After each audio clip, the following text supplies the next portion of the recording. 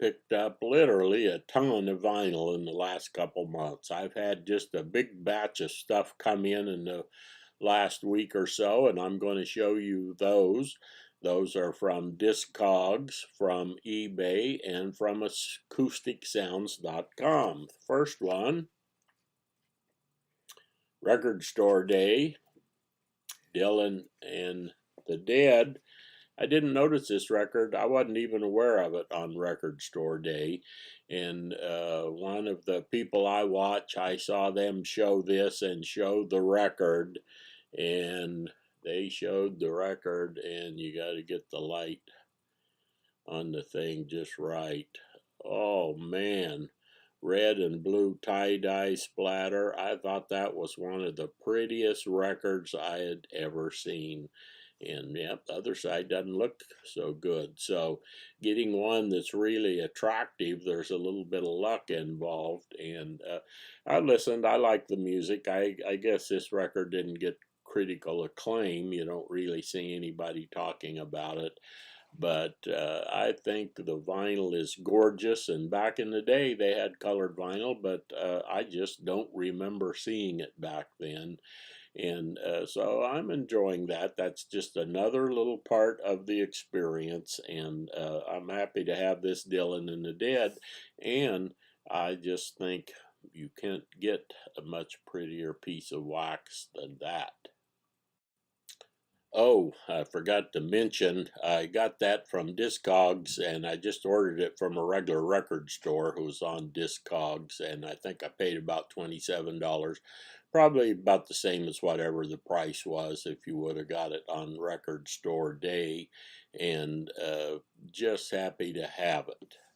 If you collect cheesecake records, and then especially you want that subcategory of cheesecake where it shows nudity, you have to have this record. This is like the piece de resistance of a collection, and I've been wanting this one for a long time. Electric Ladyland. I'll show that kind of quick because I keep hearing people talk about you can get your video flagged for that kind of stuff. Here's the enter. Of course, this is a repress, and I got this auction off of eBay in nice yellow vinyl. I think the record got a little bit of spindle hole wear, but the record looks near mint, heavyweight. I'm real happy to have this record, kind of the centerpiece of that subcategory of my cheesecake record. And of course, I got a recent remaster, reissue, high quality vinyl to listen to. I didn't get this to listen to. And I'm happy it's on yellow vinyl. I paid, I think, $68 on an eBay auction. I won it, and if you get the first press and a few of the other ones, these things really go up in price. And our high rent district guy had a video recently about fake records, and I didn't think about fake records on where stuff's fairly inexpensive, but where you got the possibility of getting fake records is once a record goes up into the hundreds of dollars, it starts getting worth somebody faking it. Even there, a lot of work to press a record like this. It's a nice record. This is a legitimate record, but anyway, just kind of a little aside about that. So here's the centerpiece of my cheesecake subgenre nude category. Rockin' Ronnie's back, and he recently did a video where he showed a couple new records from Speaker's Corner and talking about Speaker's Corner, and he showed this record, Blue Oyster Cult, 180 gram remastered audio file. I didn't have this record, and that's one I needed. And he also showed this one, their maybe more famous record, more well known. I've seen this shown lots of times in top things. I didn't have it. I checked it out. I really liked the music. And so I'm happy to get these because these high quality Speaker's Corners things, they're not going to stay around forever. and get them brand new and sealed. I ordered these from acousticsounds.com. And you know, you order $90 worth of stuff from them, you get free shipping. So I threw in another Speaker's Corner record that I was very happy to get. Carla Thomas, The Queen Alone, original stacks S718. So there's my 3 pickups from acousticsounds.com. Just a real quick showing there. And I haven't opened these up and listened to them yet, but I'm getting ready for some serious listening. I'm old and I'm tired, and yeah, I could get out and dig at a lot of the stores in Northern California and probably save a little money, and particularly save on the shipping. I tend to get a lot of stuff from discogs because, you know, you get old, you also get forgetful. So if you see something you want, you don't order it right then, you're liable to forget about it. And so I jump over to Amazon and I order stuff. And here's one that I just picked up. This has been opened, mint minus. Had to pay a little bit for this, but Rhino vinyl, Tom Waits, Closing Time, pressed at RTI.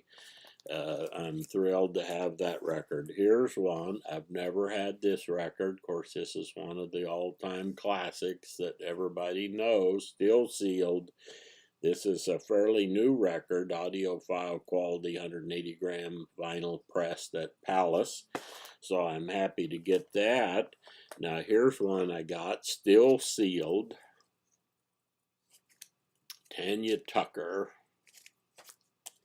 What Do I Do With Me? I bought the CD for this when it came out, and I loved the CD. I still got the CD, and I wanted to get it on vinyl.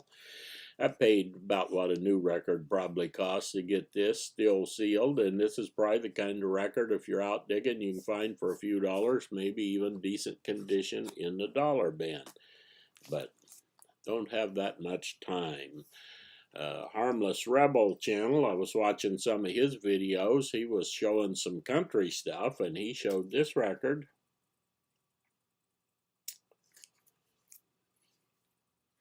Willie Nelson Spirit.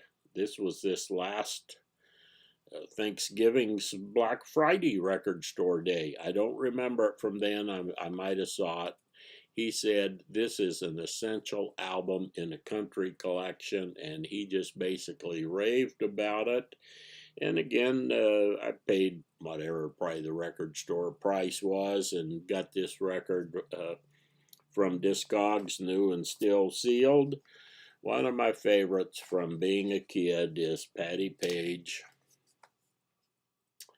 Got this record, Patti Page, Golden Hits on Mercury, 1960, near mint minus, and I just love that music. And again, these are stuff that you can find stuff like that in the dollar bin, but not a first press, near mint minus, and the sound is important.